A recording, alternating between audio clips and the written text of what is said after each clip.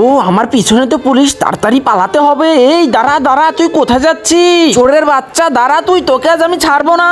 তুই কোথায় যাচ্ছিস? দাঁড়া, চল চল চল, গাড়ি স্টার্ট দে, গাড়ি স্টার্ট দে। আবে তুই কে রে? আর তোর পিছনে এসে কেন পুলিশ? আবে সালে, এখন কোথায় ভেগে যাবি? ও বাইকে বসে, এটাকে শালা তোর বন্ধুকেও তুই ডেকে এনেছিস? সার্জি, এটা তো আমার বন্ধু না, একে তো আমি চিনি না। মিথ্যা কেন বলছিস বন্ধু?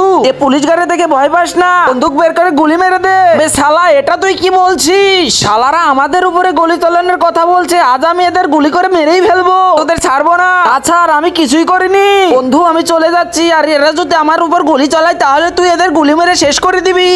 আপনার কাছে একটি প্রশ্ন, আপনি কি টাকা চান নাকি মাকে চান? যদি মাকে চান তাহলে ভিডিওটিতে একটি লাইক করে চ্যানেলটি সাবস্ক্রাইব করে কমেন্টে মা লিখে যাবেন।